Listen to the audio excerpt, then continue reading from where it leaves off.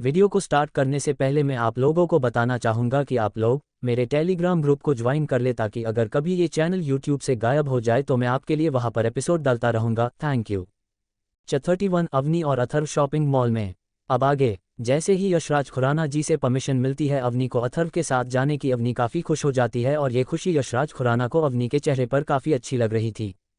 फिर यशराज खुराना अभिराज कुलकर्णी से कहता है तुम अवनी और अथर्व के साथ जाओगे और ये जहाँ पर जाना चाहे उन्हें वहाँ पर ले जाओगे। फिर दादाजी अथर्व से कहते हैं अब तुम्हें ही आने का ख्याल रखना है, मैं अब घर जाता हूँ, इतनी देर से खड़ा रहने की इन बूढ़ी हड्डियों में जान नहीं है। ये बोलकर यशराज खुराना हंसने लगते हैं। फिर अथर्व भी कहता है मैं ख्याल रखूंगा दादाजी अवनी का। अथर्व से अलविदा लेने के बाद यशराज खुराना मेंशन के लिए निकल जाते हैं। वही अथर्व भी अभिराज कुलकर्णी के साथ अस्पताल से बाहर निकल जाता है। ड्राइवर पहले से ही अस्पताल के बाहर गेट पर गाड़ी लेकर खड़ा था। आपके मन में भी यह सवाल होगा कि अथर्व तो अवनी से एक ही बार मिला है और अब धर्म अवनी के साथ बाहर भी जा रहा है और अवनी की सारी बातें मान रहा है, ऐसा क्यों? इसका रीजन मैं आपको बता देता हूं। जब अथर्व अवनी के साथ रहता है तो एक अलग ही सुकून अथर्व को मिलता है और अवनी के साथ अथर्व को रहना अच्छा लगता है। और एक और कारण है, हमारा हीरो अवनी के साथ है क्योंकि हमारी कहानी में एक से ज़्यादा हीरोइन होने वाली है। गाड़ी में अभिराज कुलकर्णी आगे बैठता है, अवनी अथर्व का हाथ पकड़े हुए पीछे पीछे आ रही थी। वह दोनों पीछे वाले सीट पर बैठ जाते हैं और ये बात अभिराज कुलकर्णी ने भी नोटिस की, जब भी अपनी अथर्व के साथ रहती है तो काफ़ी खुश नजर आती है। ऐसे तो अवनी घर पर भी नहीं रहती। कार में बैठते ही अवनी अथर्व से कहते हैं हम कहाँ जा रहे हैं, अपनी प्यारी सी आवाज़ में। फिर अथर्व करता है हम शॉपिंग करने जा रहे हैं, तुम्हारे लिए प्यारी प्यारी ड्रेस खरीदेंगे और साथ में खूब मस्ती भी करेंगे। ये बातें अभिराज को भी सुनाई दे रही, इसलिए वह ड्राइवर से कहता है खुराना ग्रुप के शॉपिंग मॉल पर गाड़ी ले चलो। ड्राइवर भी गाड़ी को खुराना ग्रुप के शॉपिंग मॉल की तरफ तो दौड़ा देता है। वही अवनी अथर्व से करती है अपने क्यूट से आवाज़ में हम शॉपिंग पर जाएंगे, तुम मेरे लिए अलग अलग कपड़े खरीदोगे, पर तुम खरीदोगे कैसे? हम तो पैसे ले ही नहीं, सनी दादाजी को भी नहीं कहा कि वह मुझे पैसे देते, फिर हम अपने लिए कपड़े खरीदते। अथर्व अवनी की बात सुनकर हंस देता है और प्यार से करता है। हंसने का रीजन ये था कि ये बातें बोलते वक्त अवनी काफ़ी क्यूट लग रही थी और अलग अलग तरह के मुंह बनाकर बोल रही थी। फिर अथर्व अवनी से प्यार से कहता है हमारे पास बहुत पैसा है जिससे हम बहुत सारे तुम्हारे लिए कपड़े खरीद सकते हैं। फिर अपनी भी प्यार से कहती है हमारे पास कितने रुपए हैं, तुम अगर मुझे बताओगे ना तो मैं तुम्हें एक बात बताऊंगी, तुम मानोगे मेरी बात? फिर अथर्व भी अवनी को हाथ में जवाब देता है। फिर अथर्व अवनी से कहता है अभी हमारे पास 50 करोड़ रुपए हैं, जैसे तुम जितना चाहो उतना सामान खरीद सकते हो और जो भी तुम्हें चाहिएगा वह मैं दिलाऊंगा। फिर अवनी भी प्यार से पूछती है 50 करोड़ कितने होते हैं? ये बोलते हुए अवनी अपने हाथों को फैला रही थी और अवनी इस तरह का एक्शन करते हुए काफ़ी क्यूट सी लग रही थी। फिर अथर्व भी प्यार से कहता है कितने होते हैं कि तुम जो भी चीज़ चाहे वह खरीद सकती हो। अच्छी बातें अभिराज कुलकर्णी भी सुन रहा था और अवनी के क्यूट एक्शन देखकर हंसी भी आ रही थी। फिर अपनी अथर्व से कहती है अच्छा तो मैं कुछ भी कर सकती हूँ, जो मैं बोलूँगी वह दिलाओगे ना? अथर्व भी हाँ में सर हिला देता। फिर अवनी अपनी प्यारी सी आवाज़ में करती है मुझे ना तुम एक मोबाइल फ़ोन दिलाना, मुझे कोई मोबाइल नहीं देता, सभी मुझे डांटे भी है और तुमसे कोई बातें भी नहीं करवाता। फिर अथर्व अवनी से पूछता है तुम उसे फ़ोन का क्या करोगी? अवनी भी प्यार से जवाब देती है मैं जब तुम मेरे पास नहीं होंगे, अपने घर जाओगे तो मैं तुमसे प्यार से बहुत सारी बातें करूँगी और जब भी मुझे तुम्हारी ज़रूरत होगी मैं तुम्हें कॉल करूँगी, तुम्हें आना ही होगा मेरे पास। और अगर तुम मुझे फ़ोन नहीं दिलाओगे और मेरी बात नहीं मानोगे तो मैं तुमसे गुस्सा हो जाऊँगी। ये बातें बोलकर अवनी प्यारा सा पाउट बना लेती अपने होठों का, जिसमें अवनी और भी ज़्यादा क्यूट लगती है और अपनी आंखों में एक चमक लेकर अथर्व को देखने लगती है, जैसे कह रही हो जल्दी बोलो, मैं तुम्हारी बातों का इंतजार कर रही हूँ। अथर्व भी अवनी से कहता है मैं तुम्हें मोबाइल फ़ोन भी दिलाऊंगा और जब भी तुम बुलाओगे तुम्हारे पास आ जाऊंगा, अब तो खुश? अवनी भी प्यार से अपना सर हिला देती है और काफ़ी टाइटली अथर्व के हाथों को पकड़ लेती है। ये देखकर अथर्व में स्माइल कर देता है। कुछ ही देर में अथर्व अवनी खुराना ग्रुप के शॉपिंग मॉल में पहुंच जाते हैं। ड्राइवर गेट के सामने गाड़ी रोक देता है। अथर्व अपनी अभिराज तीनों उतर जाते हैं कार से। ड्राइवर तब तक कार पार्क करने चला जाता है। फिर तीनों एक साथ मॉल में एंटर करते हैं। अभिराज कुलकर्णी कहते हैं सर आप दोनों शॉपिंग करिए और ये लीजिए मेरा कार्ड, इसमें मेरा नंबर है, जैसे ही आप दोनों शॉपिंग करके फ्री हो मुझे आप कॉल कर देना। आधार भी कुछ नहीं कहता और अभिराज के हाथों से कार्ड ले लेता है। जैसे ही अथर्व अवनी को लेकर शॉपिंग करने के लिए मॉल में आगे बढ़ने लगता है, अवनी अथर्व से जाती है एक हाथ अपने पेट पर रखकर मुझे भूख लगी है, पहले खाना खाना फिर हम शॉपिंग करेंगे। अवनी भी अवनी से कहता है चलो फिर साथ मिलकर खाना खाते हैं, फिर आराम से शॉपिंग करेंगे। अथर्व अवनी के साथ शॉपिंग मॉल में ही बने एक छोटे से रेस्टोरेंट में जाने लगता। आसपास से जितने भी लोग गुजर रहे थे अथर्व और अवनी को एक बार जरूर देख रहे थे, साथ में काफ़ी खूबसूरत लग रहे थे। कुछ लड़कियां तो अवनी को धर्म के साथ देखकर जल रही थी क्योंकि अथर्व लगी इतना हैंडसम रहा था। और अवनी भी अथर्व के साथ काफ़ी प्यारी लग रही थी। अवनी अथर्व के साथ चलते हुए ही कहती हैं, खाने में हम क्या क्या खाएंगे, तुम्हें पता है मुझे क्या क्या पसंद है खाने में। फिर अथर्व अवनी से करता है, मुझे नहीं पता। अपनी भी आधार को डालते हुए कहती है, तुम कितने बुद्धू हो, तुम्हें ये भी नहीं पता मैं क्या क्या खाती हूँ। अच्छा ठीक है, मैं ही बताती हूँ। फिर अवनी अपनी पसंद का खाना अथर्व को बताने लगती हैं। अवनी अपने पसंद का खाना बताते हुए अवनी काफ़ी क्यूट लग रही थी और फिर अथर्व से कहती है, मैंने तो बता दिया, अब तुम मुझे बताओ तुम्हें खाने में क्या क्या पसंद। फिर अथर्व भी अवनी को अपनी पसंद का खाना बताने लगता है और कुछ ही देर में रेस्टोरेंट भी आ जाता है। फिर अथर्व और अवनी एक खाली टेबल पर जाकर बैठ जाते हैं। कुछ ही देर में वाटर भी आ जाता है। फिर अथर्व अपने लिए और अवनी के लिए दोनों की पसंद का खाना ऑर्डर करता है। क्या धमाका करने वाली है अवनी शॉपिंग, और क्या अथर्व जाएगा अवनी के घर खुराना मैंशन। क्या रिएक्शन होगा शिवांगी का जब शिवांगी को अवनी के बारे में पता चलेगा। आगे जानने के लिए पढ़ते रहिए माय आई सिस्टम। जब 32 अवनी अथर्व की गोद में। अब आगे अथर्व और अवनी जिस टेबल पर बैठे थे वो टेबल प्राइवेट एरिया जहां पर ज़्यादा लोग नहीं थे। कुछ ही देर में वेटर सारा खान टेबल पर लगा देता है और फिर वहां से चला जाता है। अथर्व और अवनी आमने सामने बैठे थे। अथर्व अवनी को अपने पास होने का इशारा करता है क्योंकि अभी तक दोनों ने खाना शुरू नहीं किया था। अवनी भी बिना कुछ सवाल किया अथर्व के पास आ जाती हैं और अथर्व से कहती है, मुझे भूख लगी है, तुमने मुझे यहाँ क्यों बुलाया, अपनी क्यूट से आवाज़ में बोलती है। फिर अथर्व अवनी से कहता है, क्योंकि मैं तुम्हें मेरे हाथों से खाना खिलाऊंगा। अवनी समझ पाती उससे पहले ही अथर्व अवनी को उसकी कमर से पकड़ता है और अपने गोद में बैठा लेता है। अचानक से अथर्व के ऐसा करने से अवनी थोड़ी से जाती है और गिरने के डर से अपनी आंखें बंद कर लेती है। जैसे ही अवनी अपने को आधार की गोद में देखती है अपनी प्यारी सी आवाज़ में अथर्व से पूछता है, तुमने मुझे यहाँ पर क्यों बिठाया और भी सीट खाली थी ना। अथर्व अवनी से कहता है, क्योंकि मैं तुम्हें अपने हाथों से खाना खिलाऊंगा।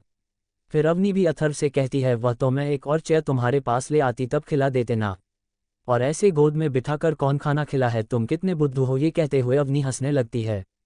अचानक से अथर्व ने अवनी को अपनी गोद में बिठाया। अवनी के शरीर में सिरहंसी दौड़ जाती है। अवनी को समझ में नहीं आता ये क्या हुआ।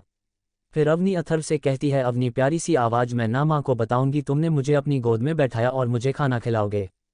आसपास जितने भी लोग थे जो रेस्टोरेंट में खाना खा रहे थे अथर्व अवनी को ऐसे प्यार से बातें करते हुए देख रहे थे और कुछ लड़कियां तो अवनी से जल भी रही थी क्योंकि अथर्व अवनी को कैसे प्यार से ट्वीट कर रहा था और उनके मन में भी आ रहा था, हमारे बॉयफ्रेंड तो कभी भी हमें ऐसे ट्वीट नहीं करते। ये बातें अथर्व को भी सुनाई दे रही थी पर अथर्व इन बातों पर ध्यान नहीं देता और अवनी से कहता है, जब भी हम दोनों साथ में खाना खाएंगे तुम हमेशा ही मेरे साथ ऐसे ही खाना खाओगी और यह हमारी प्राइवेट बातें हैं, तुम किसी के साथ भी शेयर नहीं करोगी और सिर्फ मैं ही तुम्हें ऐसे खाना खिला सकता हूँ और तुम्हें ऐसे छू सकता हूँ अगर थोड़ा पोजीशन होते हुए अवनी से कहता है। फिर अवनी भी अपनी प्यारी सी आवाज़ में अथर्व से पूछती है, मैं तुम्हारे साथ ऐसे खाना दिखाओ, सभी तो कुर्सी पर बैठकर खाते हैं। अथर्व अवनी को जवाब देता है, क्योंकि मैं तुमसे प्यार करता हूँ। फिर अवनी भी अथर्व को जवाब देती है, प्यार तो मुझे घर में सभी करते हैं, क्या मैं सभी के साथ ऐसे खाना खाऊं बैठकर जैसे तुमने मुझे बिठाया है। अथर्व अवनी को जवाब देता है, इस तरह से तुम सिर्फ मेरे साथ ही बैठ सकती हो और किसी के साथ भी नहीं। अगर तुम ऐसा करोगी तो मैं तुमसे दूर चला जाऊंगा। जैसे ही अवनी अथर्व के दूर जाने की बात सुनती है अवनी अथर्व से करती है, तुम मुझसे दूर नहीं जाओगे, तुम जैसा बोलोगे मैं करूंगी, तुम्हारे साथ हर रोज जैसे बैठकर खाना खाऊंगी। फिर अथर्व अवनी को अपने हाथों से अवनी की पसंद का खाना खिला है।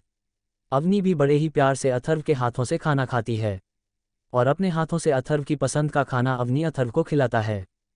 अवनी खाना खाते हुए अथर्व से प्यारी प्यारी बातें किए जाए, ऐसे ही कुछ समय में दोनों खाना खा लेते हैं। फिर अथर्व अवनी की पसंद की स्वीट डिश ऑर्डर करता है जो कि अवनी ने अथर्व को बताए थे, आइसक्रीम और गुलाब जामुन। कुछ ही देर में बैटर स्वीट डिश भी लेकर आ जाता है। फिर अवनी और अथर्व स्वीट डिश एंजॉय करते हैं। कुछ समय बाद स्वीट डिश खाने के अथर्व बैटर को बुलाकर बिल पे करता है, साथ में उसे कुछ टिप्स भी देता है।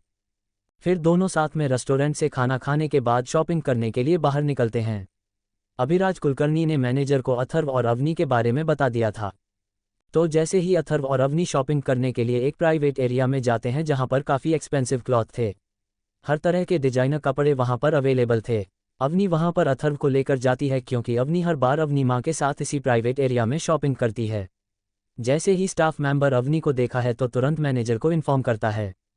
कुछ ही देर में मैनेजर भी आ जाता है और अथर्व और अवनी को रिस्पेक्ट के साथ कहता है, सर और मैं आपकी कैसे हेल्प कर सकता हूँ। फिर अथर्व मैनेजर से कहता है, हमें कुछ कपड़े खरीदने हैं, आपके पास जो भी लेटेस्ट डिज़ाइन है वो हमें दिखाने के लिए एक स्टाफ मेंबर को हमारे साथ भेज दीजिए। हम अपने आप अपनी ज़रूरत का जो भी सामान लेना होगा वो ले लेंगे, आपको ज़्यादा परेशान होने की ज़रूरत नहीं। अथर्व की यह बातें सुनने के बाद मैनेजर भी काफ़ी रिलैक्स फील करता है और एक स्टाफ मेंबर को अथर्व और अवनी के साथ भेज देती है। अवनी चुपचाप अथर्व का मैनेजर की बात सुन रही थी। जब अथर्व और मैनेजर अपनी बातें खत्म करते हैं, अपनी अथर्व से कहती है, मैं हूं ना, मैं दिलाऊंगी तुम्हें मेरी पसंद के कपड़े। मैं माँ के साथ पहले भी यहाँ पर आई है और हमने बहुत सारे कपड़े भी खरीदे थे, और मुझे यहाँ पर हर जगह का पता है जहाँ पर अच्छे अच्छे कपड़े मिलते हैं। अथर्व भी अवनी की बात सुनकर कहता है, ठीक है, तुम कर लेना मेरे लिए पसंद कपड़े। अवनी के बोलने पर अथर्व स्टाफ मेंबर को अपने साथ आने से मन करता, क्योंकि कपड़े दिखाने के लिए वहाँ पर ऑलरेडी स्टॉक होता है, और मैनेजर से यह बोलता है, अगर हमें ज़रूरत पड़ी किसी स्टाफ मेंबर के तो मैं आपको इन्फॉर्म करवा दूंगा, आपको ज़्यादा फिक्र करने की ज़रूरत नहीं है। फिर मैनेजर भी आगे कुछ नहीं बोलता और स्टाफ मेंबर को अपने साथ लेकर प्राइवेट एरिया से बाहर निकल जाता है। दोनों के जाने के बाद अवनी अथर्व का हाथ पकड़ते हुए कहती है, तुम चलो मेरे साथ, हम दोनों साथ मिलकर अच्छे अच्छे कपड़े खरीदेंगे। ये बोलते हुए अवनी बिल्कुल बच्चों जैसा व्यवहार कर रही थी। वैसे तो अवनी की उम्र 21 साल है, पर 2 साल पहले हुए एक्सीडेंट के कारण अवनी 10 साल के बच्चे जैसा व्यवहार करती है। बातें करते हुए काफ़ी क्यूट से एक्सप्रेशन बनती है। प्राइवेट एरिया के लोग भी से होते हुए अथर्व और अवनी एक छोटे से शॉपिंग मॉल में पहुंचते हैं, जो सिर्फ स्पेशली खुराना फैमिली के लिए ही बना था और कुछ विप गेस्ट की इसमें आते थे शॉपिंग करने के लिए। यहाँ पर बिल्कुल प्रीमियम सर्विसेज दी जाती है और स्टाफ भी काफ़ी टैलेंटेड हायर किया जाता है, जो सिर्फ अपने काम से मतलब रखता है, ना कि फालतू की बातों में। कुछ ही देर में अथर्व और अवनी प्राइवेट एरिया के छोटे से शॉपिंग मॉल में पहुंच जाते हैं, जहां पर अलग अलग तरह के ब्रांडेड कपड़े थे, साथ में हर तरह के ब्रांडेड प्रोडक्ट उपलब्ध थे। ये देखकर अथर्व को काफ़ी, क्योंकि अथर्व में ऐसा शॉपिंग मॉल नहीं देखा जिसमें प्रीमियम सर्विसेज की जाती है। अथर्व का ध्यान अवनी की आवाज़ से टूटता है। अवनी अपने क्यूट आवाज़ में कहती हैं, अथर्व से यहाँ पर ना सिर्फ हमारी फैमिली के नंबर आते हैं और काफ़ी अच्छे अच्छे कपड़े भी हैं, हम दोनों बहुत सारे कपड़े ट्राई करेंगे। ये बातें तुमको पता नहीं थी ना? अथर्व भी अवनी को ना में जवाब देता है। और अवनी अथर्व की बात सुनने के बाद अथर्व से कहती है, तुम कितने बुद्धू हो ना, तुम्हें इतना भी नहीं पता, अवनी से सीखो, अवनी को सब पता है क्योंकि अवनी बहुत इंटेलिजेंट है। ये बोलते हुए अवनी हंसने लगती है। अवनी अथर्व को हंसते हुए काफ़ी प्यारी लग रही थी। क्या अथर्व और अवनी के बीच हो रही है प्यार की शुरुआत? और क्या रिएक्शन होगा शिवांगी का अवनी के बारे में जानने के बाद? और क्या राज है अथर्व सिंह और अथर्व सिंघानिया का? जानने के लिए पढ़ते रहिए माय आई सिस्टम। 33 अथर्व और अवनी चेंजिंग रूम। अब आगे। अथर्व और अवनी को प्राइवेट शॉपिंग मॉल में देखकर एक स्टाफ मेंबर अथर्व रखने के पास आती है और अथर्व से कहती है, सर मैं आपकी कैसे हेल्प कर सकती हूँ और आपको कौन से डिज़ाइन के कपड़े पसंद है, कृपया आप मुझे बता दीजिए। स्टाफ मेंबर की बातें सुनने के बाद अवनी कहती हैं, जो अभी लेटेस्ट कलेक्शन आया है आप हमें वहाँ पर ले जाए, बाकी कपड़े हम खुद सेलेक्ट कर लेंगे। स्टाफ मेंबर भी अवनी की बात सुनकर कहती है, जी मैम। फिर दोनों स्टाफ मेंबर के साथ कपड़े देखने चले जाते हैं। अथर्व स्टाफ मेंबर कंस्ट्रक्शन देता है पहले अवनी के लिए कपड़े दिखाने का।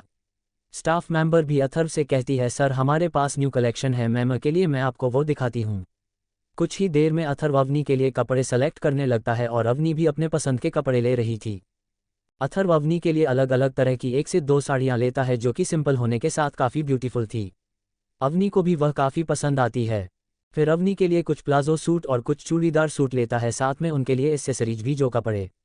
अवनी भी अपने लिए कुछ कपड़े सिलेक्ट करती है जो कि अथर्व को भी काफ़ी अच्छे लगते हैं। अथर्व कुछ ड्रेस शिवांगी के लिए भी लेता है। अवनी अपने लिए कपड़े लेने के बाद अथर्व का हाथ पकड़कर अथर्व के लिए कपड़े पसंद करने ले जाती है।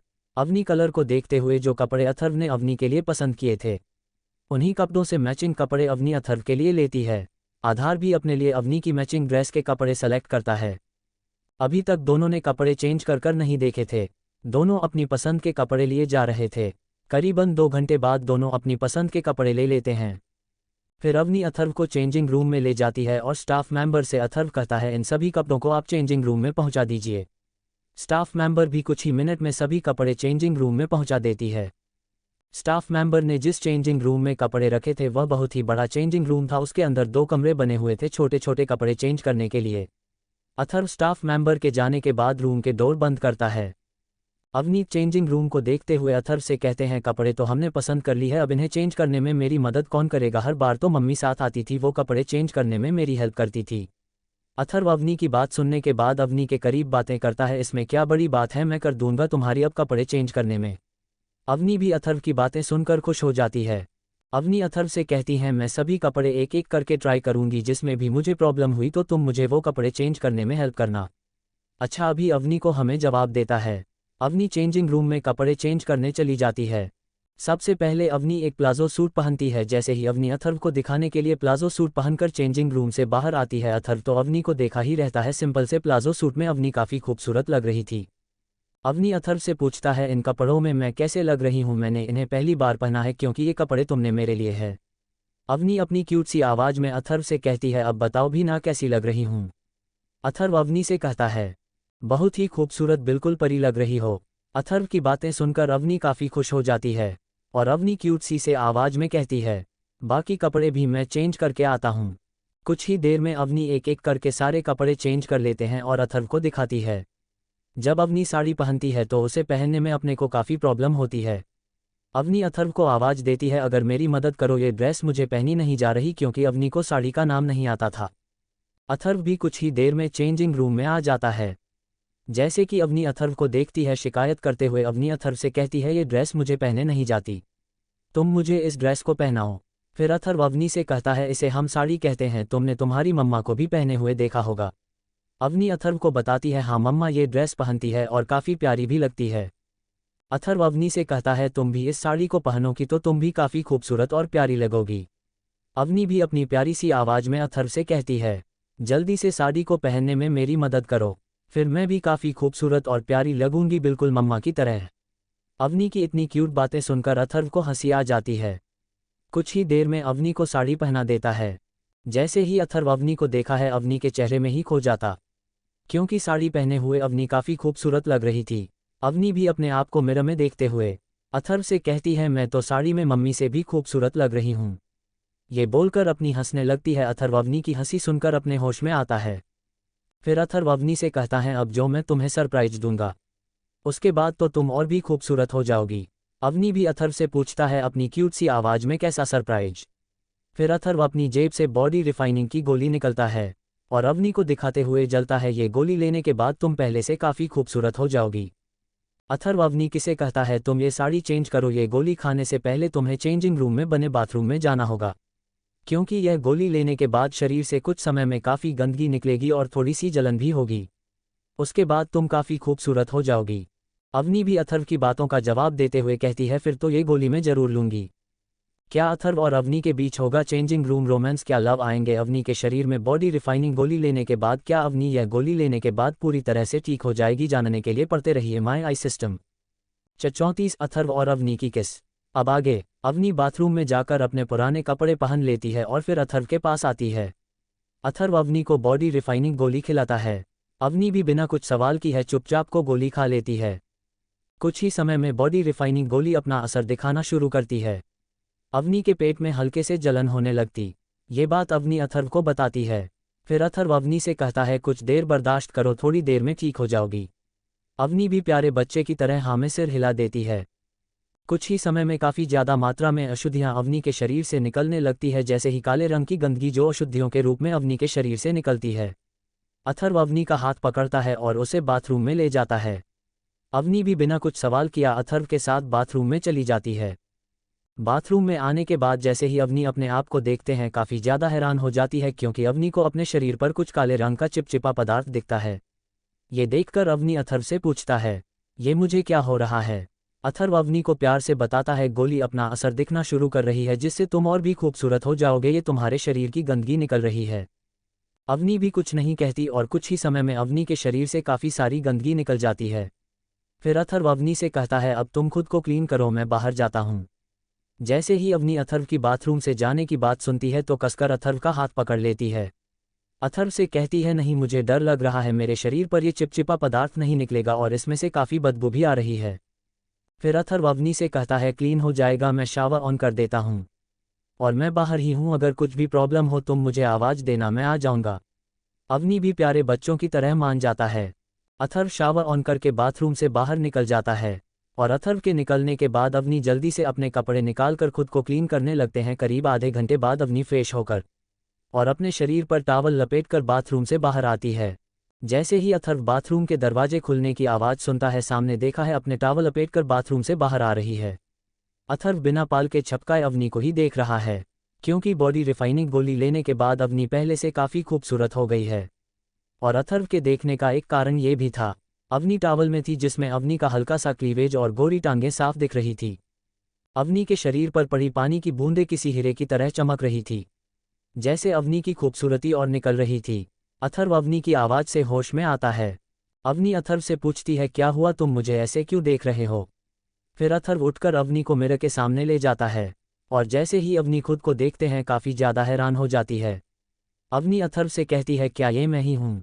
अथर्व भी अवनी की बात पर हाँ में जवाब देता है, और अवनी को बताता है, ये तुम ही हो, और तुम इतनी खूबसूरत इसलिए हो गई हो क्योंकि तुम्हारे शरीर से जो चिपचिपा पदार्थ वो निकालने के बाद ही तुम पहले से काफ़ी खूबसूरत हो गई। फिर अवनी अथर्व को जवाब देती है, हाँ, तुम्हारी दी हुई गोली के बाद ही मेरे शरीर से वो चिपचिपा पदार्थ निकल, क्या वो गोली चमत्कारी थी जिससे मैं इतनी खूबसूरत? अथर्व भी अवनी से कहता है, हाँ, वह गोली चमत्कारी, वो मैंने तुम्हारे लिए बनाई थी। ये सुनकर अवनी काफ़ी खुश हो जाती है, और अथर्व का सारा ध्यान बातें करते हुए भी अवनी के चेहरे पर ही था, क्योंकि नहाने के बाद अवनी की खूबसूरती और बढ़ गई थी और हल्का सा चेहरा लाल भी हो गया था, जिसमें अवनी और भी क्यूट लग रही थी। अथर्व अवनी के चेरी जैसे होठों को छूते हुए अवनी से कहता है, क्या मैं इन होठों पर किस कर सकता हूँ? अथर्व की ये बात सुनकर अवनी कहती हैं अपनी प्यारी सी आवाज़ में, अथर्व से ये किस क्या होती है? फिर अथर्व की अवनी को समझाते हुए अवनी के होठों की तरफ इशारा करते हुए, जब हम किसी से प्यार करते हैं, किसी के पास रहना चाहते हैं, जैसे तुम्हारी मम्मी तुम्हारे पापा के साथ रहती है, वैसे ही तुम हमेशा मेरे साथ रहोगी, और मैं ही तुम्हें किस कर सकता हूँ, और कोई भी तुम्हें ऐसे किस नहीं कर सकता सिर्फ मेरे सिवा। हम अपना प्यार दिखाने के लिए होठों पर किस करते हैं, मैं तुम्हें सिखाता हूँ कैसे किस करते हैं। फिर अचानक से अथर्व अवनी क्यों कमर से पकड़ता है। अथर्व के जो करीब आने से अवनी के पेट में तितली उड़ने लगती है। ये एहसास अवनी के लिए भी नए थे। अवनी इन सब को अभी नहीं समझ रही थी, पर धीरे धीरे अवनी समझ जाएगी। फिर अथर्व को कमर से पकड़कर अपने करीब करता है और एक हाथ अथर्व अवनी की नेक में डालकर अपने होठों को अवनी के चेरी जैसे गुलाबी होठों पर रख देता है। अवनी भी अथर्व के ऐसा करने पर अथर्व का विरोध नहीं करती, क्योंकि अवनी को अथर्व का टच अच्छा लगता है। फिर प्यार से अथर्व अवनी के होठों पर अपने होंठ रख कर किस करने लगता है। धीरे धीरे अथर्व की किस काफ़ी पैशनेट होने लगती है और अवनी भी मदहोश होने लगी है। अपने आप की अवनी के हाथ अथर्व के बालों में चलने लगते हैं। अवनी को किस करना नहीं, वो तो अथर्व की किस में ही मदहोश होने लगती है। करीबन 20 मिनट तक अथर्व अवनी को किस करता है। जब अवनी को सांस लेने में प्रॉब्लम होती है तब अपनी से अलग होता है। जैसे ही अथर्व अवनी से अलग होता है, अथर्व देखा है कि अवनी का चेहरा लाल हो गया है, अपनी जोर जोर से सांस कह रही है, जिसके कारण अवनी के वक्ष ऊपर नीचे होने, जिसे देखकर अथर्व अनकंट्रोल्ड होने लगता है। खुद को कंट्रोल करते हो अपने मन में, अभी इसके लिए टाइम है। अच्छी देर में अवनी नॉर्मल हो जाती है और अथर्व से शिकायत करते हो जाती है, तुम कितने गंदे हो, मेरे होठों पर ऐसे हाथ क्यों रखे, तुम्हें पता है मुझे सांस लेने में प्रॉब्लम हो रही थी। फिर अथर्व अवनी को जवाब देता है, ऐसे ही तो हम किस कहते हैं। फिर अवनी अपनी क्यूट सी आवाज़, तुमने तो मुझे किस कर दिया, मैंने तो तुम्हें किस किया ही नहीं। अवनी की आवाज़ सुनकर अथर्व हैरान हो जाता है। फिर अवनी अथर्व ने जैसा किया था वैसे ही अथर्व कमर को पकड़ती है। अथर्व में कुछ नहीं कहता, अवनी जैसा करती है अवनी को करके देता है। कुछ ही समय बाद अवनी अथर्व के होठों पर अपने होंठ रखती हैं। अवनी को किस करना नहीं आता था, इसलिए अवनी अथर्व के होठों को लॉलीपॉप की तरह चुसती है। इसी तरह कुछ वक्त कभी ऊपर के होंठ को चुसती, कभी नीचे के होंठ को। ऐसा करने में अवनी को काफ़ी मज़ा आ रहा था। ये बातें अवनी अथर्व को बताती है, तुम्हारे होंठ तो कितने सॉफ्ट है, बिल्कुल लॉलीपॉप की तरह। और फिर से अथर्व के होठों को चुसती है। इतना बोल जब अवनी को सांस लेने में प्रॉब्लम होती है तब अवनी अथर्व से अलग होती है। अवनी अथर्व के गले लगे ही अथर्व को बताती है, ये तो बहुत अच्छा था, मुझे बहुत मज़ा भी आया और तुम्हारे होंठ भी बहुत अच्छे हैं। अवनी की प्यारी प्यारी बातें सुनकर अथर्व हंसने लगता है। फिर अथर्व अवनी से कहता है, तुम मेरे अलावा ये किसी के साथ नहीं कर सकती। अवनी भी प्यारे बच्चे की तरह हाँ में सिर हिला देती है। फिर अथर्व से कहती, जब भी हम मिलेंगे ना तो हम ऐसे ही किस करेंगे और बहुत सारी बातें भी करेंगे। बातों का याद आते ही अवनी को मोबाइल का याद आता है और अवनी फिर अथर्व से करती है, मैं तो एक चीज़ भूल गई, शॉपिंग तो हमने कर ली। अथर्व अवनी की बात सुनकर कहता है, कोई बात नहीं, जो चीज़ तुम हम फिर से खरीद लेंगे। ये सुनकर अवनी काफ़ी खुश हो जाती है। अथर्व अवनी से पूछता है, कौन सी चीज़ तुम्हें खरीदनी है। फिर अवनी हंसते हुए अथर्व से कहती है, तुम कितने बुद्धू हो ना, तुम भूल गए मेरे पास फ़ोन नहीं है और फ़ोन के बिना हम बातें कैसे करेंगे जब तुम मेरे पास नहीं होंगे। अथर्व भी अवनी से कहता है, कोई बात नहीं, मैं तुम्हें दिला दूंगा अभी फ़ोन, फिर हम काफ़ी सारी बातें करेंगे। अथर्व की बातें सुनने के बाद अवनी काफ़ी खुश हो जाती और कसकर अथर्व को अपने गले लगा लेती है। अवनी के ऐसे गले लगाने से अथर्व अनकंट्रोल्ड हो रहा था। कुछ ही देर में अपने आप को नॉर्मल करके अवनी से कहता है, अभी तुम कपड़े पहन लो, फिर हम तुम्हारे लिए एक अच्छा सा फ़ोन भी खरीदेंगे। अवनी अथर्व से कहती हैं तुम कितने बुद्धू हो, तुम बाहर जाओगे तभी तो मैं कपड़े पहनूंगी। और ये बोलकर अवनी खिलखिलाकर हंस देता है। हंसते हुए अवनी अथर्व को काफ़ी प्यारी लगती है। अथर्व की चेंजिंग रूम से बाहर चला जाता है और जाते हुए अवनी को अपने पसंद का प्लाजो सूट देता है। अथर्व के बाहर जाने के बाद अवनी अपने कपड़े पहन लेती है। वहीं दूसरे चेंजिंग रूम में अथर्व ने भी अवनी के प्लाजो सूट से मिलने हुए कपड़े पहन लिए थे, जिसमें अथर्व काफ़ी हैंडसम लग रहा था। अवनी और अथर्व दोनों चेंजिंग रूम से एक साथ बाहर आते हैं। जैसे ही अवनी अथर्व को देखते हैं तो अथर्व से करती है हम दोनों ने एक जैसे ड्रेस पर रखी है और इस ड्रेस में तुम काफ़ी हैंडसम लग। अथर्व में अवनी से कहता है ये तुम्हारे ही तो पसंद की है। फिर दोनों एक साथ चेंजिंग रूम से बाहर निकल जाते हैं। अथर्व और अवनी वापस से स्टाफ मेंबर के पास जाते हैं जो अथर्व और अवनी को चेंजिंग रूम में छोड़कर गई थी। स्टाफ मेंबर जैसे ही अवनी को देखते हैं काफ़ी हैरान हो जाती है, क्योंकि अवनी पहले से काफ़ी खूबसूरत लग रही थी। एक बार को तो अवनी की खूबसूरती में खो ही गई थी और अवनी से थोड़ी सी जलन भी महसूस कर रही थी। अथर्व की आवाज़ से स्टाफ मेंबर होश में आती है। अथर्व कहता है चेंजिंग रूम में हम जो कपड़े ले गए थे वो रखे हैं, तुम जल्दी से कुछ स्टाफ मेंबर को ले जाकर वो कपड़े ले आओ और उन्हें अच्छी तरह से पैक करके बिल मुझे बता देना। साथ में तुमको बाथरूम में एक ड्रेस मिलेगी, उसे क्लीन करके खुराना मेंशन पहुंचा देना। स्टाफ मेंबर हाँ में जवाब देते हैं और अथर्व से कहती है तरफ 2 मिनट रुक, अभी मैं आपके कपड़े लेकर आते हैं। अथर्व और अवनी वहीं पर कुछ मिनट रुकते हैं। कुछ ही देर में स्टाफ मेंबर दोनों के कपड़े पैक करके ले आती है और अथर्व स्टाफ मेंबर से कहता है ये जो एक्स्ट्रा बैग आपके पास है इसे अवनी के कपड़ों में मत बनाना, मुझे मेरे कपड़ों के साथ ही देना। स्टाफ मेंबर पर हमेशा रखना देते हैं और फिर आथा स्टाफ मेंबर को एक कस्टम में आईफोन के लिए पूछता है क्या आपके पास वह भी है। स्टाफ मेंबर भी हमें जवाब देती है क्या अवनी की हालत में बॉडी रिफाइनिंग गोली लेने के बाद होगा सुधार। क्या अथर्व जाएगा खुराना मेंशन अवनी के साथ या फिर बुलाने वाला है शिवांगी अपने घर जानने के लिए। पढ़ते रहिए माय आई सिस्टम। 35 अवनी ने किया अथर्व को किस। अब आगे अवनी और अथर्व सोफे पर जाकर बैठ जाते हैं। कुछ ही देर में स्टाफ मेंबर एक कस्टम मेड आईफोन लेकर आती है और उसी के साथ एक सिम भी होता है। स्टाफ मेंबर बॉक्स ओपन करके आईफोन अथर्व को दिखाती है। अथर्व को कौन देखता है, काफ़ी अच्छा लगता है और अवनी उसे फ़ोन को देखकर काफ़ी खुश हो जाती है। फिर स्टाफ मेंबर से कहता है आप कपड़ों का और इस मोबाइल फ़ोन का बिल लेकर आए, मैं पेमेंट कर देता हूँ। कुछ ही देर में स्टाफ मेंबर बिल के साथ छोटी सी स्वाइप मशीन भी ले आते हैं और अथर्व अपने कार्ड से पेमेंट कर देता है।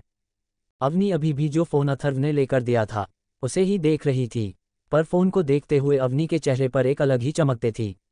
अथर्व अवनी से कहता है ये फ़ोन मुझे दो, मैं इसमें अपना नंबर ऐड कर देता हूँ और साथ में इसको सेटअप भी कर देता हूँ, इसके बाद तुम इसे चला सकती हो। अवनी से फ़ोन लेने के बाद अथर्व फ़ोन सेटअप कर देता है और साथ में अपना नंबर भी ऐड कर देता है। फिर अथर्व अवनी को फ़ोन देता है और अपने मोबाइल फ़ोन से शिवांगी को मैसेज करता है और अथर्व शिवांगी से पूछता है अभी तुम कहाँ हो और शिवांगी को अपनी लोकेशन भेज देता है। शिवांगी भी अथर्व से कहती है मैं बाहर कुछ सामान खरीदने आई थी ग्रोसरी का, घर के लिए 20 मिनट में तुम्हारे पास पहुंच जाऊंगी। अथर्व भी शिवांगी से कहता है जल्दी आना, तुम्हारे लिए एक सरप्राइज है। तब तक स्टाफ मेंबर भी अथर्व अवनी के कपड़े पैक करके अच्छी तरह से लेकर आ जाती है। अथर्व स्टाफ मेंबर से अपने और अवनी के बैग लेता है कपड़ों के और अभिराज कुलकर्णी को मैसेज कर देता है हम 2 मिनट में बाहर आ रहे हैं, गाड़ी तैयार रखो। फिर अथर्व अवनी के साथ प्राइवेट मॉल से बाहर निकल जाता है। अवनी भी बड़े ही प्यार से अथर्व का हाथ पकड़ते हुए चल रही है। अथर्व के एक हाथ में सारा सामान है और एक हाथ अवनी ने पकड़ रखा है। जैसे ही अथर्व और अवनी प्राइवेट मॉल से बाहर कदम रखते हैं, आसपास जितने भी लोग शॉपिंग कर रहे थे अवनी और अथर्व को जरूर देखते हैं, क्योंकि अवनी पहले से खूबसूरत हो गई थी। अथर्व था ही इतना हैंडसम कि लड़कियां मुड़ मुड़ कर अथर्व को देख रही थी और अवनी से जलन महसूस कर रही थी, क्योंकि अपनी भी अक्षरों के साथ काफ़ी खूबसूरत लग रही थी। अथर्व और अवनी अभी कुछ ही दूर चले होंगे, इतने में उन्हें अभिराज कुलकर्णी का कॉल आता है। वो अथर्व को बताता है कि मैं शॉपिंग मॉल में इस एरिया में हूँ, आप कहाँ पर हो। अथर्व युवराज कुलकर्णी से कहता है तुम यहीं रुको, हम तुम्हारे पास आ रहे हैं। अभिराज कुलकर्णी के पास पहुँच जाते हैं। जैसे ही अभिराज अवनी को देखा है तो वह काफ़ी ज़्यादा हैरान हो जाता है, क्योंकि चांद ही घंटे में अवनी का पूरा लुक ही बदल चुका था, क्योंकि अवनी पहले से खूबसूरत हो गई थी। और अभिराज कुलकर्णी सोचता है कुछ भी समय ऐसा तो क्या हुआ कि अवनी इतनी खूबसूरत हो गई। और अवनी ने जो कपड़े पहन रखे थे वो अवनी को काफ़ी में कर दिखा रहे थे। इस लोक में अवनी कहीं से भी नहीं लग रही थी कि वह 21 साल की है और दिमाग उसका बच्चा जैसा है। अथर्व की आवाज़ से अभिराज कुलकर्णी अपने होश में आता है। फिर अथर्व उसे अवनी के लिए जो कपड़े लिए हैं वह बैग देता है। कुछ ही समय में शॉपिंग मॉल से बाहर निकल जाते हैं। ड्राइवर भी कार को शॉपिंग मॉल के आगे ही रोक लेता है। सबसे पहले अथर्व अवनी के जितने भी बैंग्स थे वो रखवाता है। फिर अथर्व अभिराज से कहता है, आप अवनी को सैफ अली खुराना मेंशन ले जाएगा, मुझे कुछ काम है, इसलिए मैं आपके साथ नहीं चल सकता। अगर दादाजी मेरे बारे में पूछे तो आप उन्हें बता दीजिएगा, मुझे कुछ इंपॉर्टेंट काम था, इसलिए मैंने ही आया, फिर कभी टाइम मिलेगा तब आऊँगा दादाजी से मिलने। अभिराज भी अथर्व को जवाब देता है, ओके सर। अवनी अभिराज और अथर्व की बातें सुन रही थी, और जैसे ही अवनी को अथर्व की बातें समझ में आती है कि अथर्व उसके साथ नहीं जा रहा खुराना, और जैसे ही अवनी को अथर्व की बातें समझ में आती है कि अथर्व उसके साथ नहीं जा रहा खुराना मेंशन, फिर अवनी कस के अथर्व का हाथ पकड़ लेती है और अथर्व से शिकायत करते हुए कहती है, तुम क्यों नहीं चल रहे खुराने मेंशन मेरे साथ, अगर तुम नहीं जाओगे तो मैं भी घर नहीं जाऊंगी। अवनी जिद करने लगते हैं। फिर अथर्व अवनी को प्यार से समझता है, मुझे कुछ इंपॉर्टेंट काम है, बाकी तुमको मैंने फ़ोन तो दिलाया है, जब भी मुझे टाइम मिलेगा मैं तुम्हें कॉल करूंगा और हम बहुत सारी बातें करेंगे, और जब भी मुझे टाइम मिलेगा मैं खुराना मेंशन आ जाऊंगा। अवनी भी अपनी रोनी सूरत बनाते हुए अपनी क्यूट आवाज में कहती हैं, नहीं तुम झूठ बोल रही हो, तुम पहले की तरह नहीं आओगे मुझसे मिलने। फिर अथर्व अपना सामान नीचे रखता है और अवनी को गले लगाकर समझाते हुए कहता है, देखो मुझे बहुत सारे काम होते हैं, वो पूरा करूंगा तभी तो तुमसे मिलने का टाइम निकाल पाऊंगा, और आज देखो तुम्हें खाना खिलाया, तुम्हारे साथ शॉपिंग की, और रात को हम बातें भी करेंगे। अथर्व के समझाने पर अवनी मान जाती है। फिर अथर्व अवनी के फोरहेड पर किस करता है। जैसे ही अथर्व अवनी से अलग होने वाला होता है, अवनी अचानक से अथर्व के कनों पर किस कर देती है। जैसे आधार एकदम हैरान हो जाता है और किस करने के बाद अपनी हंसने लगती है। अथर्व को ऐसे ही शौक में कार में जाकर बैठ जाती है और कार्य में बैठे हुए ही अथर्व को बाय करती है।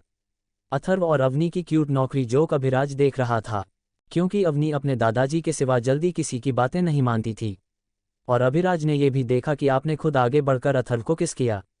ये सभी चीज़ देखकर अभिराज काफ़ी हैरान था। अथर्व की आवाज़ से अभिराज फोर्स में आता है और अथर्व उसे कहते हैं, कर में जाकर बैठो और अवनी को सैफ अली घर छोड़ना।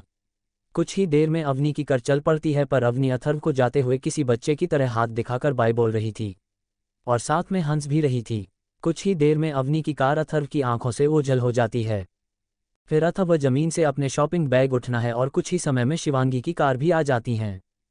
क्यों बुलाया है अथर्व ने शिवांगी को, और जब पता चलेगा खुराना परिवार को अथर्व के बारे में, क्या रिएक्शन होगा खुराना परिवार का अथर्व को देखकर? क्या अथर्व और अवनी का रिश्ता एक्सेप्ट कर पाएंगी खुराना फैमिली? क्या शिवांगी अथर्व का प्यार बांट पाएगी अवनी के साथ? और कब तक ठीक होगी अवनी? जानने के लिए पढ़ने my I system 36 fantasy romance Atharva और शिवांगी कावांगी। अब आगे। शिवांगी की कार खुराना शॉपिंग मॉल के गेट पर रुकती है। फिर अथर्व पीछे का दरवाजा खोलता है कार का और अपने शॉपिंग बैग रख देता है। शिवांगी भी कार से उतर जाती है और अथर्व के पास जाकर गले लग जाती है। शिवांगी अथर्व के साथ फ्लर्ट करते हुए कहती है, सुबह ही तो घर से गई थी और शाम होने से पहले मेरी याद भी आ गई। फिर अथर्व शिवांगी से फ्लर्ट करते, जब इतनी खूबसूरत गर्लफ्रेंड हो तब आदमी अकेला कैसे रह सकता है? अथर्व की ये बात सुनकर शिवांगी हंस देती है। फिर शिवांगी अथर्व से कहती है, जल्दी कार में बैठो, मुझे बहुत भूख लगी है, ग्रॉसरी का सारा सामान भी कार में है, हम घर जाकर खाना बनाएंगे। इतना बोलकर शिवांगी कार में बैठ जाती है और अथर्व भी शिवांगी के पीछे आगे वाले सीट पर बैठ जाता है शिवांगी के साथ। कुछ ही समय में शिवांगी कार रोड पर दौड़ा देती है। करीबन आधे घंटे बाद शिवांगी अथर्व के घर पहुंच जाती है। सबसे पहले कार को अच्छी तरह से पार्क करती है अथर्व के घर के आगे जो खाली जगह थी वहां पर। फिर दोनों एक साथ कार से उतरते हैं। दोनों साथ मिलकर कार से सारा सामान उतरते हैं। 10 मिनट के मेहनत के बाद सारा सामान शिवांगी और अथर्व मिलकर अथर्व के घर ले जाते हैं और कुछ ही देर में ग्रोसरी का सभी सामान किचन में सेट कर देते हैं। कुछ देर दोनों सोफे पर बैठकर आराम करते हैं। शिवांगी अथर्व से कहती हैं, तुम अपने कमरे में जाकर फ्रेश हो जाओ, तब तक मैं सभी वेजिटेबल को काट लेती हूँ और फिर आकर किचन में खाना बनाने में हेल्प कर देना। अथर्व भी उठकर अपने कमरे में चला जाता है अपने और शिवांगी के कपड़ों का बैग लेकर। कमरे में पहुंचकर बेड पर रखता है कपड़ों को और फिर फ्रेश होने बाथरूम में चला जाता है। कुछ ही देर में अथर्व फ्रेश होकर बाथरूम से बाहर आता है। कुछ ही देर में कपड़े पहनकर नीचे हॉल में आ जाता है। अथर्व देखा है कि शिवांगी खाना बना रही है। शिवांगी के पास जाकर खाना बनाने में उसकी हेल्प करता है और साथ में शिवांगी से कुछ प्यार भरी बातें भी करता है। कुछ ही देर में खाना बनाकर रेडी हो जाता है। दोनों साथ मिलकर डाइनिंग टेबल पर खाने लगते हैं। शिवांगी को पता था कि अथर्व मुझे दूसरी कुर्सी पर बैठने नहीं देगा, तो शिवांगी अथर्व के बैठने का वेट करती है। जैसे ही अथर्व कुर्सी पर बैठता है, शिवांगी जाकर अथर्व की गोद में बैठ जाती है। फिर शिवांगी अथर्व की हैरानी को देखते हुए अथर्व से कहती है, अगर मैं दूसरी जगह पर बैठी तो फिर से मुझे अपनी गोद में बिठा लेते, इसलिए मैं अपने आप के यहाँ पर आकर अगर मैं दूसरी जगह पर बैठी तो फिर से मुझे अपनी गोद में बिठा लेते, इसलिए मैं अपने आप के यहाँ पर आकर बैठ गई। फिर दोनों अपना खाना शुरू करते हैं। शिवांगी अपने हाथों से अथर्व को खिलाती है और अथर्व शिवांगी को खिलाता है। कुछ ही देर में दोनों अपना खाना खा लेते हैं। फिर शिवांगी भी समझ जाती है अथर्व क्या करने वाला है। अब की बार शिवांगी खुद आगे से अथर्व के होठों पर अपने होंठ रखती है और प्यार भरी किस अथर्व को करने लगती है। कुछ ही देर में दोनों भी केस काफ़ी पैसे नेता हो जाती है और अथर्व के साथ शिवांगी की ड्रेस से होते हुए शिवांगी के पूरे शरीर पर चलने लगते हैं। कुछ देर किस करने के बाद शिवांगी के सांस उखड़ने लगते हैं। शिवांगी का सांस लेने में भी प्रॉब्लम होती है, तब जाकर अथर्व शिवांगी से अलग होता है। फिर दोनों एक साथ बर्तन उठकर किचन में सभी बर्तन रखते हैं। शिवांगी सभी बर्तनों को क्लीन करती है और अथर्व शिवांगी के पीछे जाकर कभी उसकी ड्रेस में अपने हाथ डालता है, अपने हाथों से शिवांगी के पूरे शरीर को सहलाने लगता है। फिर धीरे से शिवांगी कान में बोलता है, आज हम कुछ अलग ही फैंटेसी करेंगे। ये सुनकर शिवांगी के गाल शर्म से लाल हो जाते हैं। फिर शिवांगी तुम रोमांस करते हुए काफ़ी वायरल हो जाती है, जिससे मुझे सुबह प्रॉब्लम होती है। अथर्व शिवांगी का जवाब देता है, नहीं होगी तो मैं कोई प्रॉब्लम, अगर होगी भी तब भी इलाज है मेरे पास उसका। यह बातें सुनने के बाद शिवांगी कुछ नहीं बोलता और बर्तन क्लीन करने लगती। अथर्व के हाथ जोसेफ भाई के पूरे शरीर पर चल रहे थे। अचानक से अथर्व के साथ शिवांगी के पिछले हिस्से पर आकर रुकते हैं। शिवांगी का पिछला हिस्सा काफ़ी उपग्रह हुआ था, जो शिवांगी को पीछे से और भी अट्रैक्टिव बनाता था बाकी लड़कियों से। अथर्व प्यार से शिवांगी के पिछले हिस्से को सहलाने लगता है, जिसके कारण शिवांगी के शरीर में सरहन सी दौड़ जाती है। कुछ ही देर में शिवांगी अपना सारा काम खत्म कर लेती है। अभी भी अथर्व शिवांगी पीछे ही था। शिवांगी के पूरी तरह अपनी खरगोश में ले रखा था। अभी भी अथर्व शिवांगी के पिछले हिस्से को सहला रहा था। फिर अथर्व शिवानी के कंधे पर अपना सर रखता है और शिवांगी को अपनी प्यार भरी आवाज़ में शिवांगी से कहता है, अब तो सारा काम खत्म हो गया, कमरे में चले, तुम्हारे लिए एक सरप्राइज है। फिर अथर्व शिवांगी को अपनी बाहों में उठाता है और शिवांगी भी अथर्व के गले में अपनी बाहें डाल देती है और अथर्व के चेहरे को प्यार से देखने लगती है। कैसा होगा अथर्व और शिवांगी का फैंटेसी रोमांस, और जब अवनी खुराना मैंशन पहुंचेगी, कैसा होगा खुराना परिवार का रिएक्शन अवनी को देखकर। जानने के लिए पढ़ते रहिए माय आई सिस्टम। 37 अवनी की क्यूट बातें, रोमांस अथर्व का। अब आगे।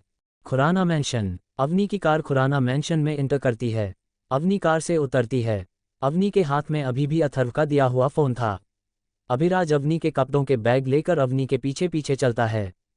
कुछ ही देर में अवनी खुराना मैंशन में एंटर करती है। खुराना फैमिली के सभी मेंबर हाल में बैठे हुए होते हैं। जैसे ही सभी की नज़र अवनी पर पड़ती है, अवनी को देखकर काफ़ी हैरान हो जाते हैं, क्योंकि अवनी लग इतनी सुंदर रही थी। सिंपल से प्लाजो सूट में बॉडी रिफाइनिंग गोली लेने के बाद अवनी और भी खूबसूरत होती। और अवनी ने आज हर बार की तरह अलग कपड़े पहने थे, क्योंकि अवनी घर पर वेस्टर्न कपड़े पहनती थी। और आज अवनी को ट्रेडिशनल आउटफिट में देखकर सभी घर वाले थे, सभी फैमिली मेंबर एकटक अवनी को ही देख रहे थे, क्योंकि अवनी बिल्कुल इस नए लुक में स्वर्ग की परी लग रही थी। अवनी की आवाज़ से सभी फैमिली मेंबर अपने होश में आते हैं। अवनी दौड़ अपने दादाजी के पास जाती हैं और अपनी प्यारी आवाज़ में अपनी दादाजी पूछती है, दादाजी मैं कैसी लग रही हूँ।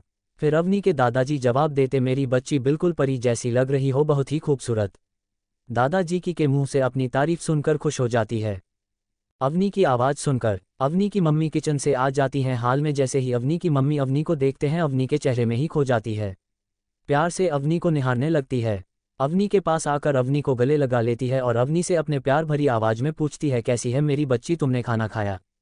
फिर अवनी भी अपनी मम्मी को बड़े ही प्यार से आज दिन भर में जो भी हुआ वो बताने लगती हैं। सभी घर वाले हाल में आकर बड़े ही प्यार से अवनी की बातें सुनाने लगते हैं। कैसे आजकल अस्पताल में अथर्व से मिले और दादरी से परमिशन लेकर अथर्व उसे शॉपिंग करवाने लेकर गया और अपना नया फ़ोन दिखाते हुए कहती है, मुझे नया फ़ोन भी दिलाया, क्योंकि आप सभी तो मुझे फ़ोन देते नहीं है। ये बात करना चाहते हैं, अपनी काफ़ी खुश लग रही थी। फिर अपनी यह भी बताती है कैसे अथर्व ने अपने हाथों से खाना खिलाया और उसके लिए एक एक ड्रेस पसंद की, और अपने फैमिली मेंबर को अपने बच्चों वाली आवाज़ में काफ़ी एक्साइटेड होकर यह भी बताती है, और मैं भी अथर्व के लिए कपड़े पसंद किए और अथर्व ने मुझे एक सरप्राइज भी दिया, जिसकी वजह से मैं इतनी खूबसूरत हो गई। ये सुनकर सभी घर वाले हैरान। फिर अवनी से पूछते हैं, ऐसा कौन सा सरप्राइज दिया अथर्व ने तुम्हें।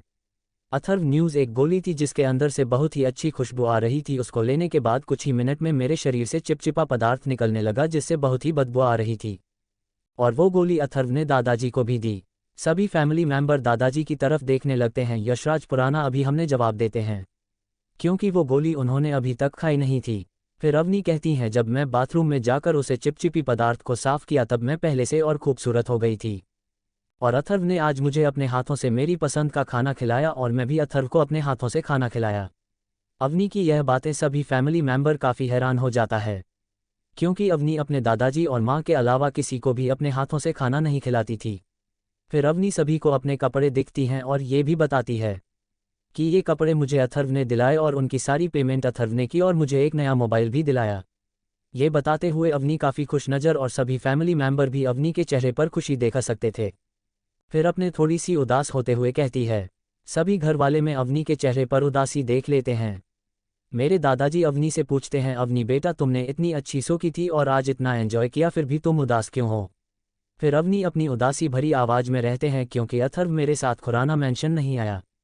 उसने कहा था मुझे कुछ काम है, जब मैं फ्री हो जाऊंगा तुम्हें कॉल करूंगा, पर अथर्व में नहीं किया कॉल।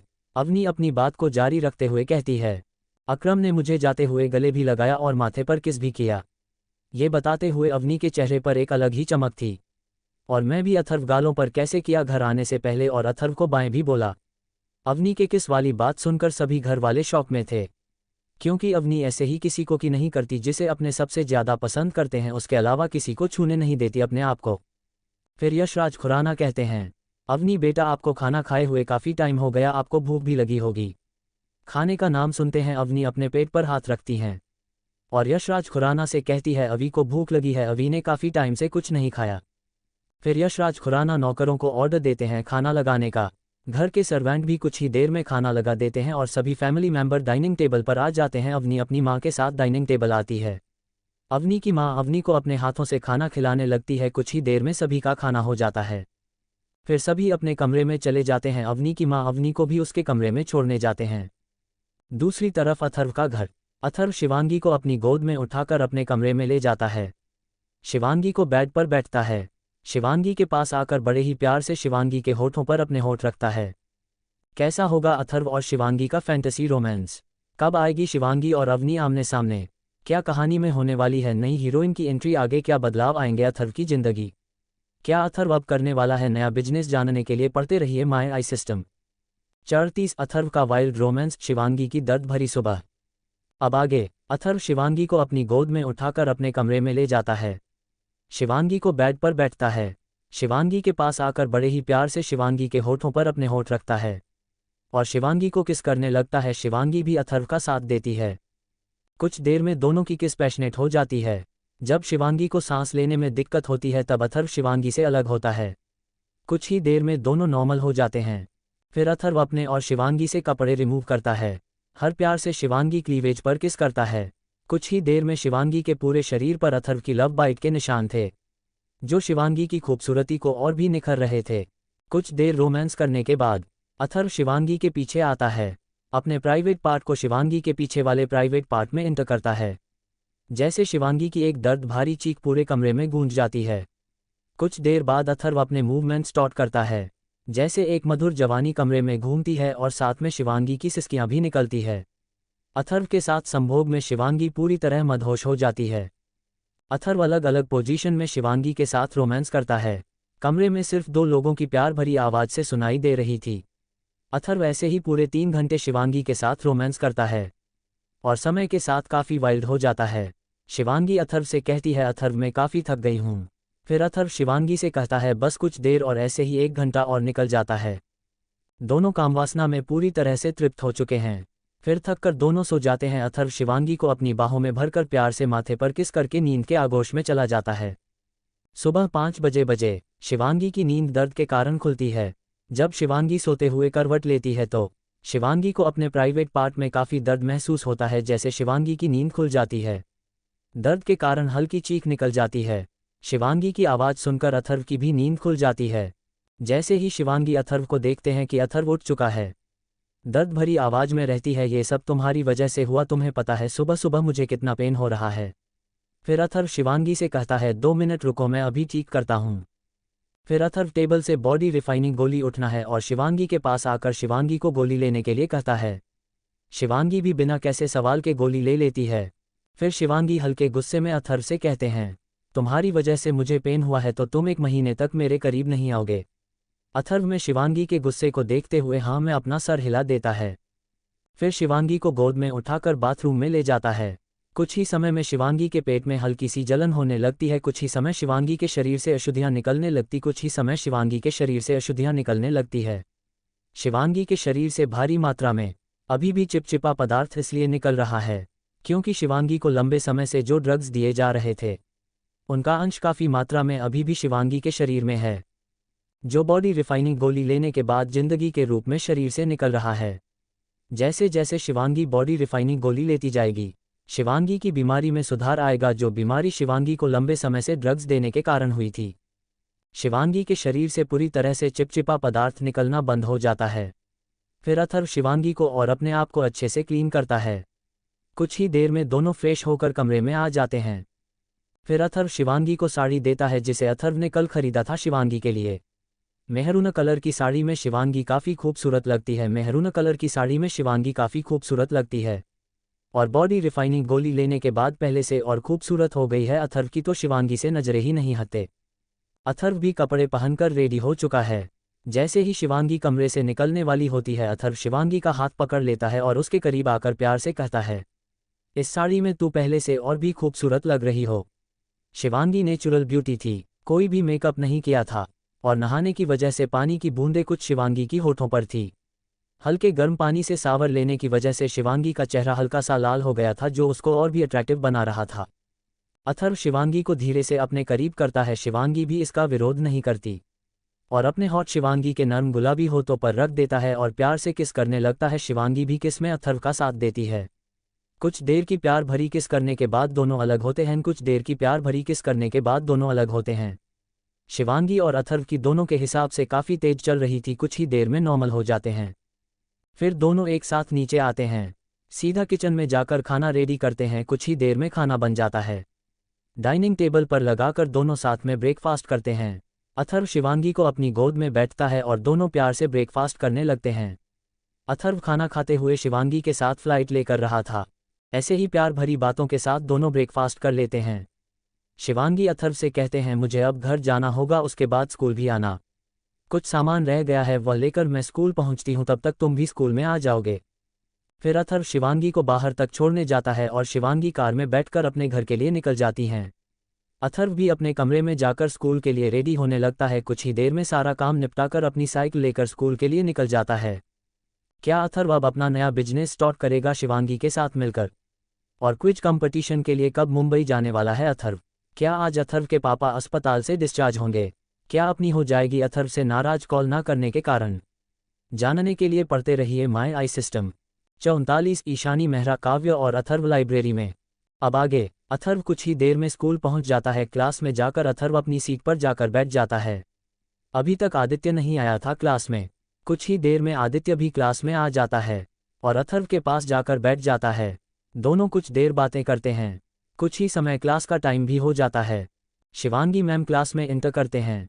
सभी बच्चे शिवांगी को गुड मॉर्निंग बोलते हैं और शिवांगी की खूबसूरती देखकर हैरान हो जाते हैं, क्योंकि बॉडी रिफाइनिंग गोली लेने से कुछ ही समय में शिवांगी की खूबसूरती में काफ़ी चेंज देखने को मिला है, क्योंकि पहले से खूबसूरत हो गई है। शिवांगी की आवाज़ से सभी स्टूडेंट अपने होश में आते हैं और अपने सीट पर बैठ जाते हैं। कुछ ही देर में शिवांगी पढ़ना स्टार्ट करती है। ऐसे ही लेक्चर खत्म हो जाता है। शिवांगी मैम क्लास से निकल जाती है। कुछ ही देर में क्लास में ईशानी मेहता कदम रखती है। ईशानी के बारे में जान लेते हैं। ईशानी मेहता उम्र 21 साल, देखने में काफ़ी खूबसूरत, गोरा रंग, काले लंबे कमर तक आते बाल, 5 फीट 7 इंच हाइट, गुलाबी पंखुड़ी जैसे होंठों के नीचे छोटा सा तिल जो ईशानी की खूबसूरती में 4 चांद लगा रहा है। बिल्कुल मॉडल जैसा फिगर, चेहरे पर मासूम में झलकती हुई, अगर हल्की से भी स्माइल करते तो काफ़ी प्यारी लगती। अनाथ होने के बाद भी अपने दम पर स्कॉलरशिप के जरिए अपनी पढ़ाई कर रही है, साथ में स्कूल में भी पढ़ाती है। ईशानी मेहरा दिल्ली यूनिवर्सिटी से बिजनेस स्टडी कर रही है। ये हमारी कहानी की एक और हीरोइन है। अथर्व के बिजनेस में काफ़ी हेल्प करेगी। ईशानी मेहरा को क्यों छोड़ा गया बचपन में अनाथ आश्रम, क्या राज है इसने की जिंदगी का, कहानी में हम जानेंगे। जैसे ही ईशानी मैम क्लास में आती है, सभी बच्चे गुड मॉर्निंग विश करते हैं। सिंपल सी आउटफिट में ईशानी मैम काफ़ी खूबसूरत लग रही थी। अटेंडेंस लेने के बाद ईशानी में एक अनाउंसमेंट करती है, जैसा कि आप सभी को पता है 2 दिन बाद इंक्रीज कंपटीशन होना है मुंबई में, जो हर 2 साल में एक बार ऑर्गेनाइज किया जाता है, और हमारी क्लास से अथर्व सिंह और काव्य सिंघानिया जाने वाले हैं। पहले जो कंपटीशन होने वाला था उसमें कुछ चेंज किए गए हैं, आप सभी को बता दिया जाएगा जो भी कंपटीशन में पार्ट लेना वाला है। ये कंपटीशन मुंबई के इंस्टीट्यूट होने वाला है। तैयारी करने के लिए अथर्व और काव्य आपके पास 2 दिन है। क्विज की अगर बात की जाए, बिजनेस रिलेटेड क्वेश्चन होंगे कुछ, और साथ में 12th के सिलेबस के बेसिस पर क्विज प्रतियोगिता रखी जाएगी। काव्य सिंघानिया काफ़ी दिनों बाद आज स्कूल में आए हैं, और इसी के कारण कंपटीशन में कुछ बदलाव किया गया है। सिंघानिया फैमिली की लाडली बेटी, अमीर फैमिली से होने के कारण भी ज़रा सा भी घमंड नहीं है। कहानी में आगे काव्य होगी एक साजिश का शिकार, और उसे साजिश में से निकलने के लिए अथर्व करेगा काव्य सिंघानिया की मदद। काव्य सिंघानिया उम्र 18 साल, गोरा रंग, गुलाबी पंखुड़ी जैसे होंठ। बचपन से ही काव्य काफ़ी टैलेंटेड रही है। काव्य अपने आप को काफ़ी सख्त दिखती है। 18 साल की होने के बावजूद भी अभी भी काव्य के अंदर काफ़ी बचपन भरा हुआ है। चेहरे पर मासूमियत जो कभी किसी को दिखाई नहीं। 5 फीट 6 इंच की अच्छी खासी हाइट। काव्य की लंबी टांगे काव्य को सबसे अलग बनाती है। खूबसूरत होने के साथ काव्य एक नेचुरल ब्यूटी है। स्कूल में काफ़ी लड़के काव्य के दीवाने हैं, पर किसी को अपने करीब तक नहीं आने देती। ईशानी मैम अपनी बात को कंटिन्यू करते हुए कहती है, तुम दोनों ये लेक्चर अटेंड करने के बाद लाइब्रेरी में कंपटीशन की तैयारी करना। जी बोलकर बच्चों को बढ़ाना शुरू कर देती है। ईशानी मैम की आवाज़ से काव्य का ध्यान अथर्व की तरफ गया था, क्योंकि ये सिस्टम मिलने से पहले अथर्व काफ़ी दुबला पतला हुआ करता था। जैसे ही काव्य अथर्व की खूबसूरती देखी है, काफ़ी हैरान हो और अपने मन में सोचती है, कुछ ही समय में यह इतना हैंडसम कैसे हो गया, ये तो इसी से ही पूछना पड़ेगा। ईशानी मैम की आवाज़ से काव्य अपने होश में आती है। ऐसे ही आधे घंटे तक ईशानी अपना लेक्चर कंटिन्यू करती है। कुछ देर में ईशानी मैम का लेक्चर खत्म हो जाता है। क्लास से जाते हुए ईशानी मैम अथर्व और काव्य से कहती है, तुम दोनों लाइब्रेरी में जाकर कंपटीशन की तैयारी करो, हमारे पास वक्त बहुत कम है। ये बोलकर क्लास से बाहर निकल जाती है। ईशानी मैम के जाने के बाद अथर्व और काव्य अपने सीट से उठते हैं। एक साथ चलकर क्लास से बाहर जाते हैं। पीछे से लड़के अथर्व से जल रहे थे, वहीं लड़कियां यही सोच रही थी कांच के काव्य की जगह में होती अथर्व के साथ। इन सब बातों को नज़रअंदाज करके अथर्व और काव्य क्लास से बाहर निकल जाते हैं। दोनों साथ में ही लाइब्रेरी जाने के लिए निकलते हैं। आसपास से जो भी स्टूडेंट गुजर रहा था, अर्जुन से जलन महसूस कर रहा था, क्योंकि काव्य को सभी जानते थे। एक अमीर फैमिली से होने के बावजूद कि काव्य काफ़ी टैलेंटेड और खूबसूरत भी, और सभी लड़कों की क्रश भी। दोनों सभी बातों को नज़रअंदाज करते हुए कॉरिडोर से होते हुए लाइब्रेरी की तरफ जा रहे थे।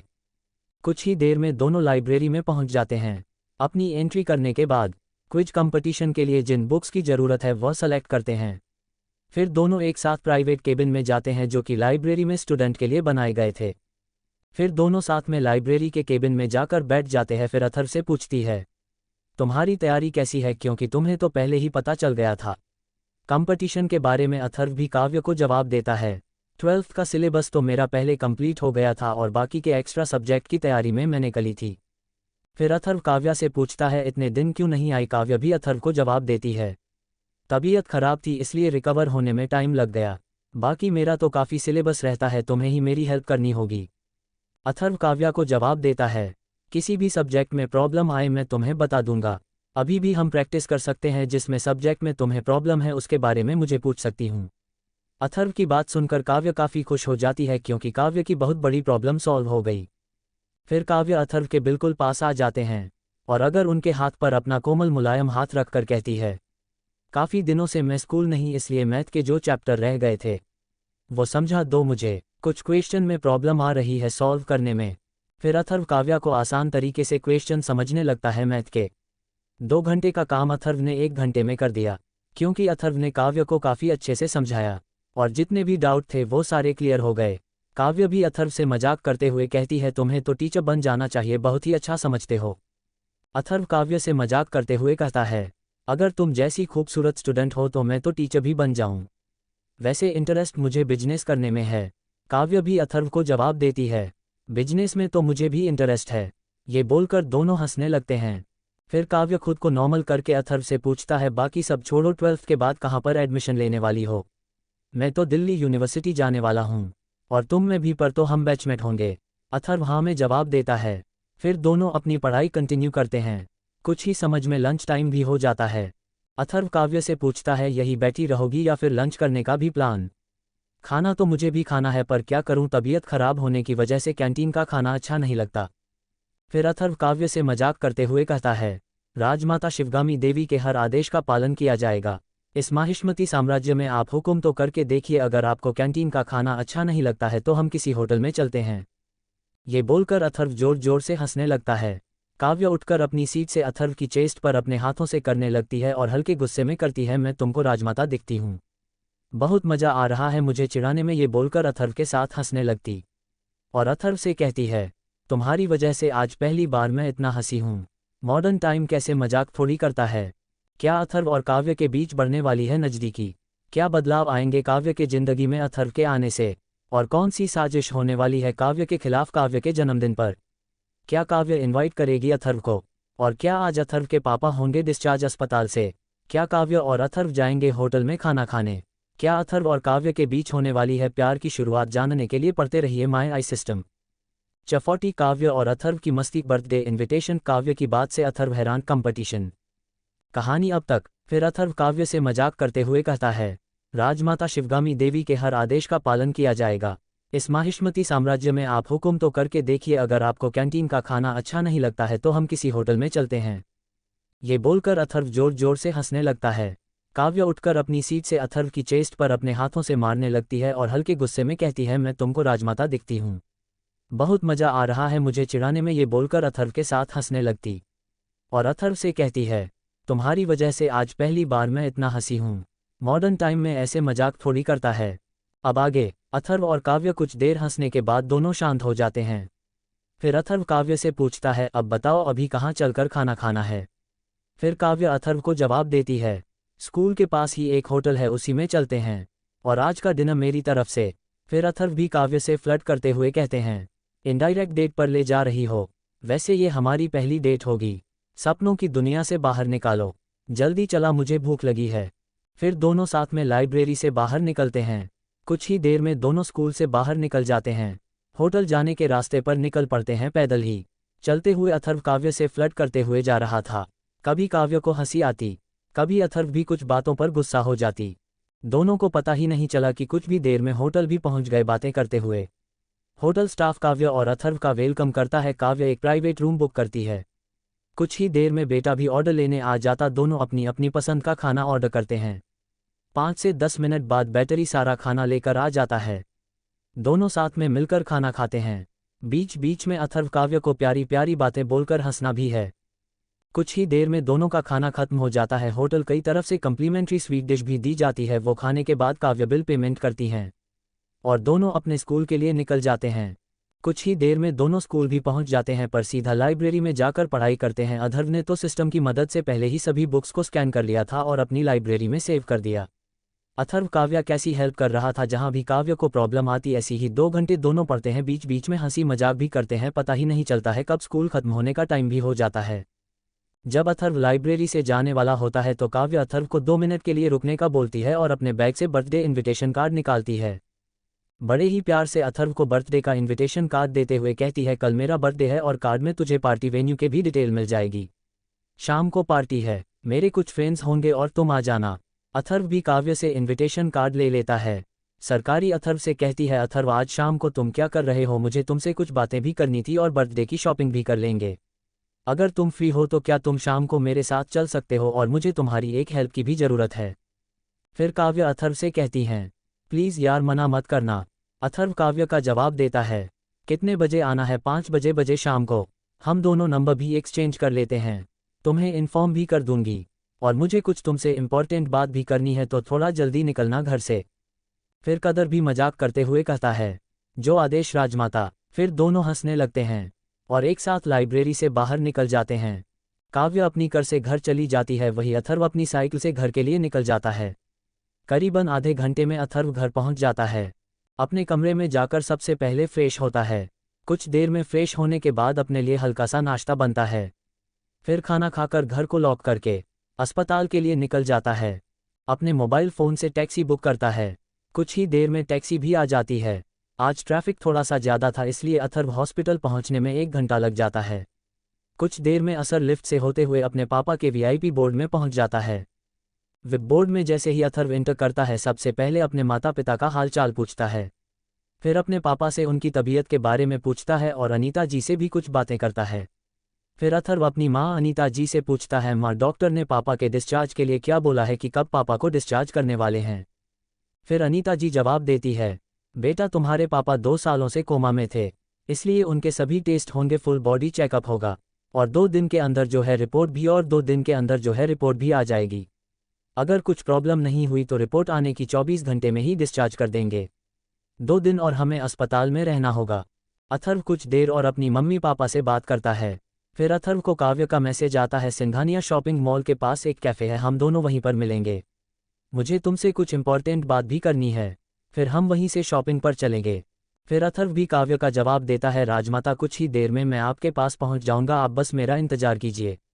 फिर हंसने वाले इमोजी सेंड कर देता है। फिर अथर्व अपने मोबाइल से कैब बुक करता है, अपनी मम्मी पापा को कुछ इंपॉर्टेंट काम का बोलकर और उन दोनों को अपना ख्याल रखने का बोलकर अथर्व हॉस्पिटल से निकल जाता है। जैसे ही आदर हॉस्पिटल के गेट पर पहुंचता है कैब भी आ जाती है। फिर अपनी कैब बैठकर अपनी लोकेशन के लिए अथर्व निकल पड़ता है। अथर्व को काव्य के पास पहुंचने में अभी काफ़ी टाइम लगने वाला था, इसलिए अथर्व अपना मोबाइल फ़ोन निकलता है और जो क्रिप्टो मार्केट में इन्वेस्टमेंट किया था उसे देखने लगता है। जैसे ही अथर्व अपने इन्वेस्टमेंट देखा है काफ़ी खुश हो जाता है, क्योंकि अथर्व के 50 करोड़ रुपए की वैल्यू आज 100 करोड़ से ज़्यादा की हो चुकी है। कुछ प्रॉफिट बुक करता है। फिर अथर्व सिस्टम से पूछता है अब कौन से क्रिप्टो करेंसी में सिस्टम इन्वेस्ट किया जाए। फिर सिस्टम भी अथर्व को कुछ ही देर में जवाब देता है और सिस्टम के इंस्ट्रक्शन के अनुसार अथर्व 90 करोड़ रुपए को इन्वेस्ट कर देता है। 1 घंटे की ट्रैवल के बाद अथर्व काव्य के बताएं लोकेशन पर पहुंच चुका है।